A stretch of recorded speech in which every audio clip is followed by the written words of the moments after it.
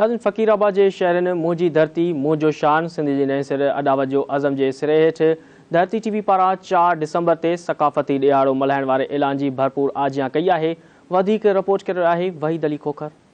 मुंहिंजी धरती मुंहिंजो शान सिंध जी नएं सिर अॾावत जे अज़म जे सिर हेठि धरती टीवी पारां 4 डिसंबर ते सक़ाफ़ती ॾींहुं मल्हाइण जो ऐलान कयो वियो आहे। उन हवाले सां फ़कीराबाद जे शहरियुनि ऐं समाजी माण्हुनि सां ॻाल्हि ॿोल कंदासीं ऐं संदनि वीचार मालूम कंदासीं त उहे हिन फ़ैसिले खे कीअं पिया ॾिसनि। सिंध जे माण्हुनि सिंधी सक़ाफ़त जो ॾींहुं हमेशह भरपूर नमूने सां मल्हायो आहे ऐं ईद जे नमूने वांगुरु मल्हायो आहे। जीअं असां ईद खे सेलिब्रेट कंदा आहियूं उमें ई असां इंशाअल्लाह सिंध जी सक़ाफ़त जो ॾींहुं भरपूर नमूने सां मल्हाईंदासीं। 4 डिसंबर कल्चर डे पाण जेको आहे सो धरती टीवी सां गॾु मल्हाईंदासीं ऐं धरती टीवी जन जे जेको आहे सो ऐलान तहत ई असीं सिंध जो सक़ाफ़ती ॾियारो 4 डिसंबर ते भरपूर नमूने सां मल्हाईंदासीं। 4 डिसंबर जेको आहे सक़ाफ़ती जेको ॾींहुं आहे उहो गॾियल जेको आहे ही मरहलो आहे, उन जी तयारी आहे ऐं जॾहिं क़ौम जेका आहे सॼी गॾिबी ऐं हिकिड़ो ॿधी ऐं इतिहाद ऐं मोहबत जो जेको आहे शुरात थींदी।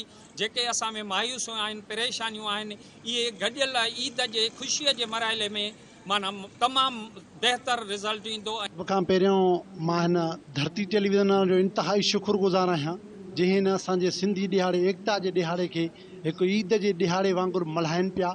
इहा तमामु बहितरीनु आहे। इहे अहिड़ा प्रोग्राम थियण सां सिंध जी सक़ाफ़त वधंदी आहे ऐं सिंध में हिकिड़ो सुजाॻी पैदा थींदी आहे। जेका हिन दोस्तनि महिनत कई आहे, हिन हीअ असांजो ईद जो ॾिहाड़ो आहे। सम्झ असां सभु धरती टेलीविज़न निमाईंदा ऐं सॼी सिंधी क़ौम खे हिन ईद जे ॾिहाड़े जूं लख लख मुबारकूं ॾींदासीं। असां शुक्रगुज़ार आहियूं धरती टीवी जा त हिन साल बि 4 डिसंबर ॾींहुं ऐलान कयो अथऊं त असां बि हिन साल जोर जज़्बे सां ईद वांगुरु 4 डिसंबर खे मल्हाईंदासीं। कैमरा टीम सां गॾु वहीद अली खोखर, धरती टीवी फ़कीराबाद।